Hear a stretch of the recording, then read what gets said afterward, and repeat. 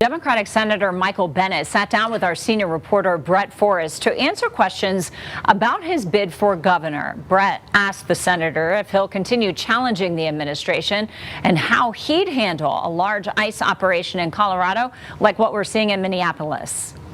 You kind of serve, in your own way as an attempted check on President Trump and his administration right now. So do you feel you're, giving up that chance to try to combat what the administration's doing on a federal level? No, if you're the opposite of that. So, to back up a minute, I was one of the first Democrats nationally to say that the Democrats were going to lose in a landslide if Joe Biden were still on the top of the ticket. And I've been very clear all along the way about my own disappointments with the Democratic Party. So I blame Donald Trump for many, many things, but getting elected is not one of those things. That was a failure of the Democratic Party. If Donald Trump has been elected in large part because of the economic uncertainty that people feel in Colorado, the idea that our own kids won't be able to live in this state, I think the place to do that work is here. And again, I think Colorado is so well situated to be a beacon for the rest of the country.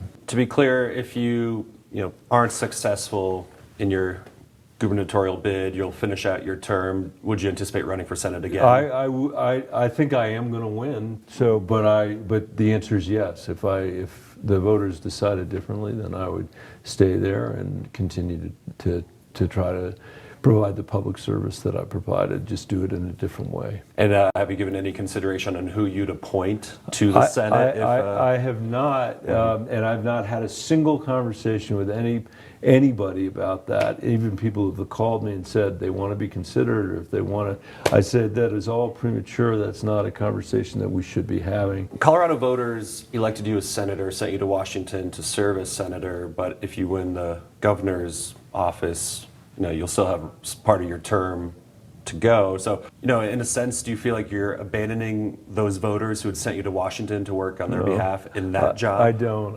Look, my voters, my constituents, Colorado, the 6 million people that live in Colorado, whether they voted for me or whether they didn't, I owe all of them a moral trust. That's what I've always believed. I think I have the opportunity to bring a totally different set of experiences to the challenges that we're facing right now, a totally different style of leadership than a lot of other people. Thinking of what's happening in Minneapolis with the ICE deployment there, it's not far-fetched to see something similar happening to Denver or here in Colorado. And if you were governor in Colorado and a similar situation happened here, how would you address such a circumstance? I think, first of all, it can't be tolerated. We are a nation of laws. And I think, to me, it's horrifying to see masked agents in the cities in Minneapolis and to see American citizens being killed. I hope that as governor that I'll be able to join with other governors around the country that